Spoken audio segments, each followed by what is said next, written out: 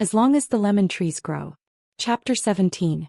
Katouh isn't pleased about my conversation with Kenan, but I refuse to speak to him, instead lying on my bed and facing the wall, thinking about Kenan's eyes and our interaction today.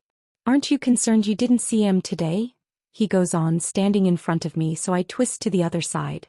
He appears there too and I groan loudly. What if he's run away with your money? Run away where? The only way he makes money is by taking people to the boats, and with the way food prices are, the money I gave him won't last forever. I'll see him tomorrow. His daughter was injured, remember? He won't be missing the chance at more medicine. Katouh purses his lips, his eyes gleaming like icicles in the dark room. Fine, he finally says. Kenan isn't changing your mind, is he? I blow out a puff of air. No. I will always choose Layla. Over anyone. He smiles, satisfied. But are you choosing yourself as well? I frown. He gestures at me. You haven't eaten anything all day. I clench my jaw. How annoying it is for my brain to have me in its clutches like this. Earlier I whipped up a dinner of canned tuna immersed in olive oil and salt, which I took one bite of before my stomach threatened to expel everything. I don't feel hungry anymore. Not with what I did to Samar. Layla didn't eat either, and when I asked her if she'd eaten anything, she said she wasn't hungry. She wants to save as much food as she can for the journey. Katouh's voice is as deadly as nightshade.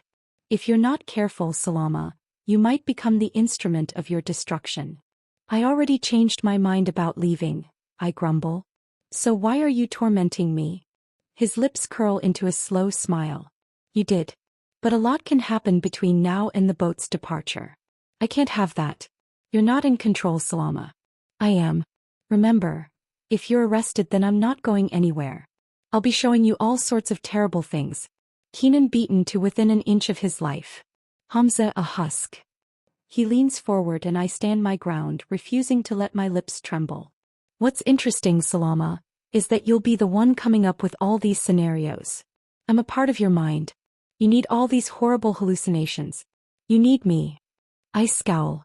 I know this is my brain trying to protect Layla and me. You made that clear. But it doesn't mean I have to like it. He snaps his fingers and Layla is sprawled on the floor beside my bed. Blood seeps onto the floorboards and she twitches. My heart lodges in my throat and I tear my eyes back to Katouh. He's studying my reaction. It's not her, I say, my voice barely a rasp. Never forget who's in control here. I close my eyes, whispering daisies to myself, and when I open them, hallucination Layla is gone. But she still lives in my mind. To my utter relief, AM is at the hospital the next day. His eyes are dull and his beard is patchy. He looks as miserable as I feel. He stops when he sees me, eyes narrowing as I extend the hand that has the Panadol tablet in it. Here. Bam chews his cheek and opens his palm. Kenan is coming in later. He'll have your money. He grunts. I want to ask you what we should pack. What do we need for the journey? He massages his forehead. Important documents. Food. Your own water. Something to fight the seasickness. Nothing too heavy. My head spins. Hey. Okay. Is that all? I fiddle with the end of my hijab. How's Samar? His stare is filled with dislike. Fine. Her stitches. I said she's fine, he snaps. Look, this is a business transaction, all right? You give me money and I give you a boat. We don't have to get all personal. My throat is dry, so I nod. He moves past me but halts for a second. Don't think about asking for forgiveness, he says and walks away. My stomach churns with the buildup of gastric acid and I scuttle to the medicine stockroom. I slide against the wall, my breaths irregular and a dull ache pounding behind my eyes. Forget him, Katouh says, and I start. He stands a few feet away from me, examining a red box of aripiprazole. Forget what he said, Salama. He's not the bigger picture. Germany is. Your new life with Layla and her baby. Hawthorn. Red berries that can be used to lower blood pressure. Have excellent antioxidant properties and strengthen the cardiac muscle. Hawthorn. Hawthorn. Hawthorn. I stay in the stockroom a bit longer until I can see those white hawthorn petals behind my closed eyelids. Then I walk outside to face whatever fresh hell barges through the doors. This time, when the victims from a sniper shooting are rolled in around noon, I stand strong, pushing down my terror to make up for what I've done. Amid the bodies and the screaming, I see Keenan standing to the side, his camera covering half his face. And no matter how much I try to beat death, he still wins. I close 5 pairs of eyes today. 3 children, 1 young woman and 1 young man. Their faces smeared with blood, their mouths hanging open, an expression of betrayal forever etched on their faces. I recite Al-Fatiha for their souls and feel Keenan standing beside me. "Everything okay?" he murmurs. I shake my head, not taking my eyes off the corpses. "Salama," Keenan says gently. "Let's go. Take me to I don't move. His fingers tentatively brush the cuff of my sleeve and I inhale sharply. "You did everything you could. This isn't your fault." My lips quiver and I swallow my cries. "Yallah," he says, and I allow myself to turn away. The main atrium is filled with new and old faces. We find AM standing beside the back door, where the martyrs are transported to the cemetery. I don't even hear what AM and Keenan talk about, my thoughts becoming too dark and twisted, blaming me that I was too slow, too pathetic to save lives. "Salama." Keenan's voice cuts through the air and I look up at him. He looks stricken and AM is watching me curiously. I glance down and see I've been digging my nails into my palms while shaking all over. "I'm fine," I say in a hollow voice. Then makes a disgruntled sound, and before Keenan can say anything he says, "We'll provide you with the life jackets, but that's it. Carry little. Everything but your lives can be replaced." "I have to go," I say suddenly, and Keenan turns to me. "Okay." He moves toward me. "Let me get," I shake my head, holding up a hand. "It's fine." I twist around, hurrying away and out of the hospital as my heart thunders in my ears. I can't take it anymore. I can't take another dead body. I can't take this guilt. I'm tired and my stomach is ripping itself to shreds with hunger. My palms are red from my nails, my scars horrendous. I need to breathe in something that isn't blood and bile and guts. I need to hold Layla and remind myself she's alive. I want to scream. I want mama. By the time I reach my home, I'm out of breath and wheezing. "Layla." I call out, slamming the door behind me. "Salama." Her surprised voice answers from the living room. She appears a second later, hair tumbling over her shoulders. Her washed-out mustard dress stretches over her bulging stomach, and I throw myself in her arms, hugging her. "Hey, is everything all right?" She holds me closer. "Oh my God, did something happen? Is Keenan okay?" "No," I stammer. "I'm fine. Everything's fine. I just needed to see you." She holds me back, eyes searching me. "The circles under your eyes are darker." She grips my arm.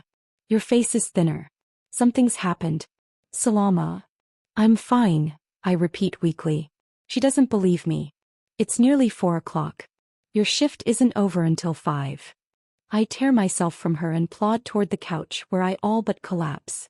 I shrug my lab coat off and remove my hijab, throwing it over the couch's arm. "I'm tired. Please, can you play with my hair?" She exhales and sits down and I lay my head in her lap. Her touch is gentle as she untangles the knots in my tresses. I feel the blood moving in the vessels in my scalp and sigh with relief. I close my eyes and whisper, "Thank you. Anything for you, silly." We stay silent for a while and I remember how dramatic I used to get if a pimple popped up unbidden on my face.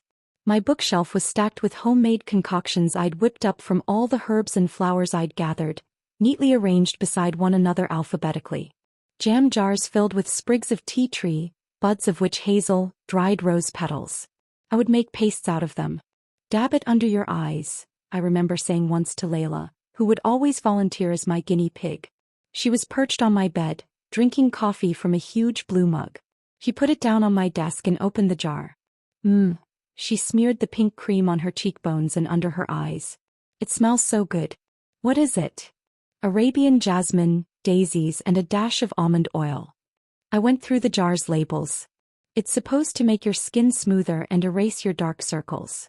Layla huffed, feigning offense. "Are you saying I don't take care of my skin?" I laughed. "Layla, you owe half your beauty to me."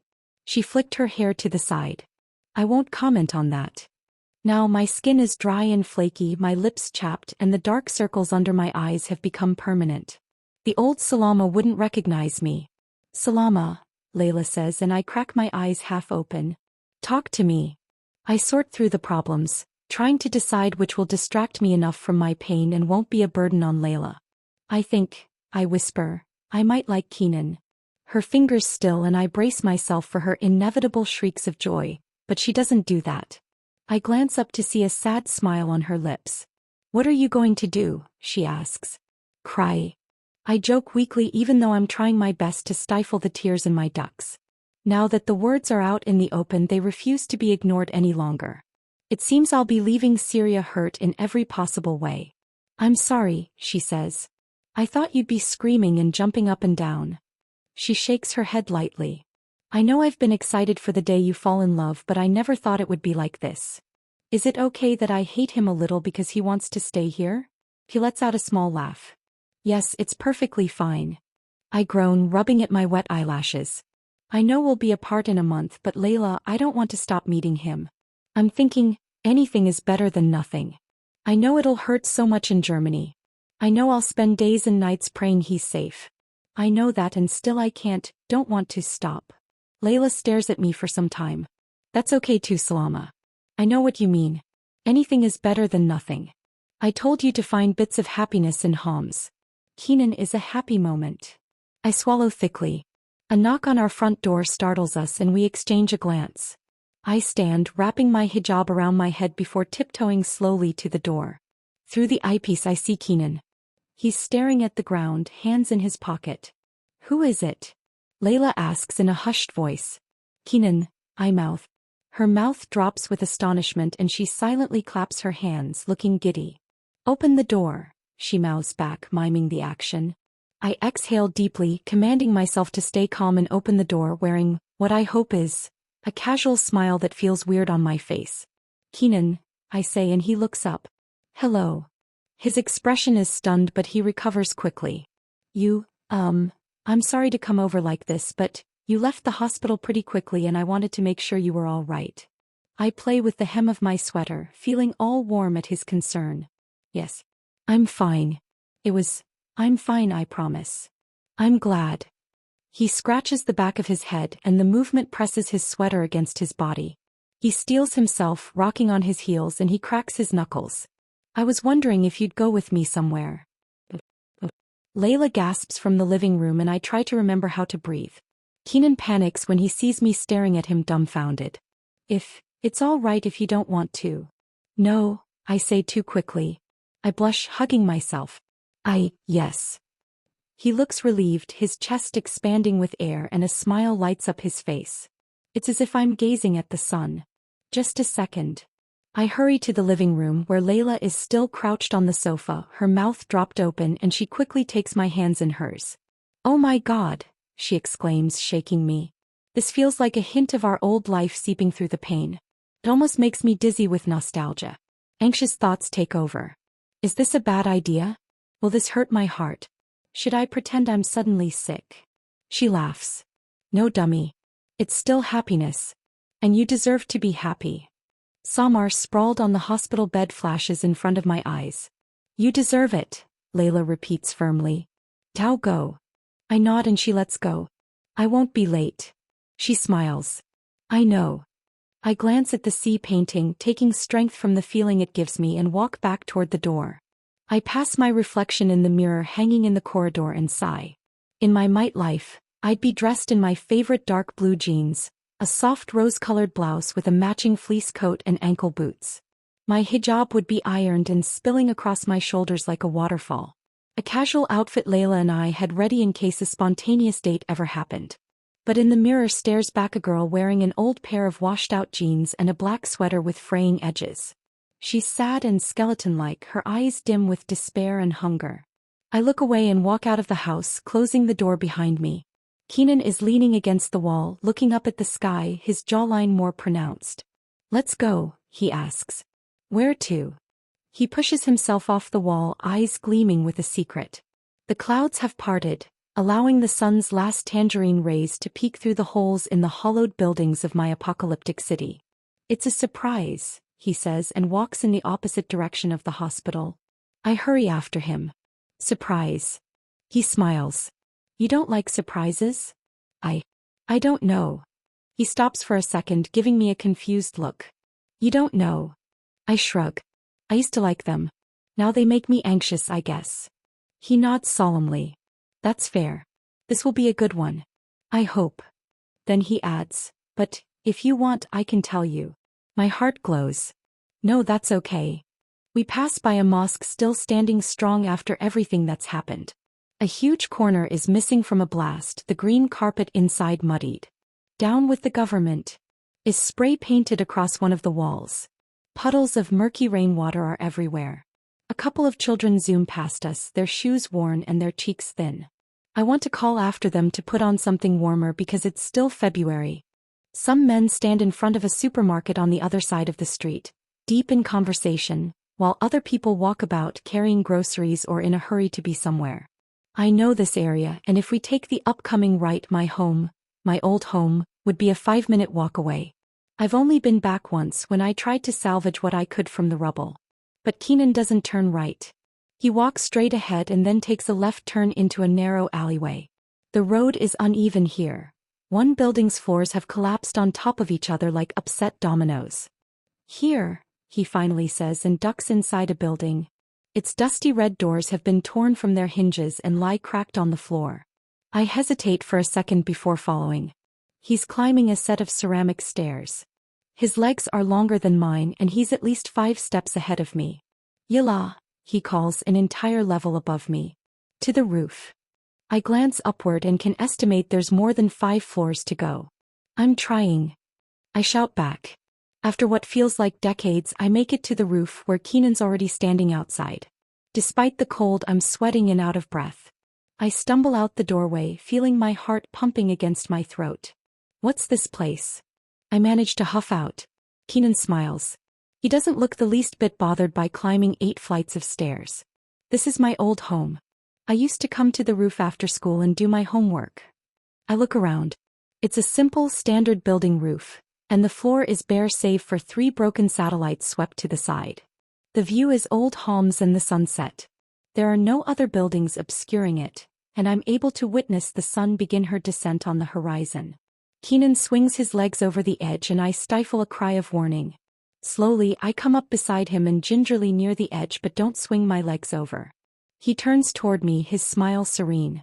When was the last time you saw the sunset, Salama? Properly saw it. I frown. I don't remember. With all the destruction happening down there, it's easy to forget the beauty that's up here. The sky is so beautiful after rainfall. The most beautiful sunsets are always the ones that come after a rain, I had said to Layla once when we were at her family's summer house in the countryside.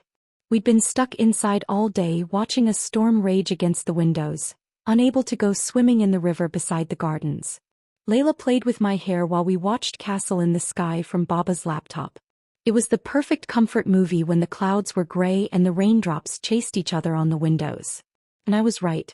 The sky is now a burst of purple and pink fragmenting through the tangerine orange, the clouds taking on a lavender tinge. You asked me if you could see colors again, Salama. If we deserve to see them, Keenan says quietly. I think we do. I think you can. There's too little of it in death and pain. But that's not the only thing in the world. That's not all that Syria has. Syria was once the center of the world. Inventions and discoveries were made here. They built the world. Our history is in the Al-Zarawi Palace, in our mosques, in our earth. He points to the ground below and I peek over the ledge, my nerves electrified with the fear of falling. I squint and see 2 little boys and 3 girls laughing, playing some sort of game. Look at them, Keenan says. Look how even the agony hasn't stripped their innocence. Then he points to a tree situated at the street side. Its 3 thick trunks twist through each other, the branches brittle-looking, a hint of green leaves surfacing through its pores.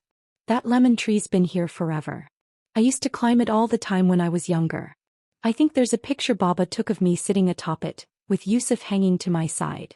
I stay silent and glance at him. His tone is full of melancholy, his eyes capturing the golden light. He sighs, shaking away the memories, and looks at me smiling. There's still beauty, Salama. Still life and strength in homes. He nods toward the sun. There's color. Slowly, I dangle my legs over the brink, keeping a few inches between us. It gives me a rush of adrenaline, being balanced between something solid and air. A sweet breeze tickles my nose and I close my eyes, inhaling it deeply. When I open them, I'm taken aback by the magic unfolding in front of me. A few stars twinkle through the wisps of cloud, decorating them like sapphires, precious gifts for those who would gaze upward. 8 levels above the ground brings a unique kind of peace. A quiet that accompanies a late winter night. It's as if we're floating in the cosmos, detached from everything weighing us down. It's a Studio Ghibli movie. Do you see the colors, Salama? Keenan whispers. The sunset is gorgeous, but it pales in comparison to him. He's drenched in the dying day's glow, a kaleidoscope of shades dancing on his face. Pink, orange, yellow, purple, red. Finally settling into an azure blue. It reminds me of Layla's painting. A color so stark it would stain my fingers were I to touch it. As the sun sinks, in those few precious moments when the world is caught between day and night, something shifts between Keenan and me. Yes, I breathe. Yes,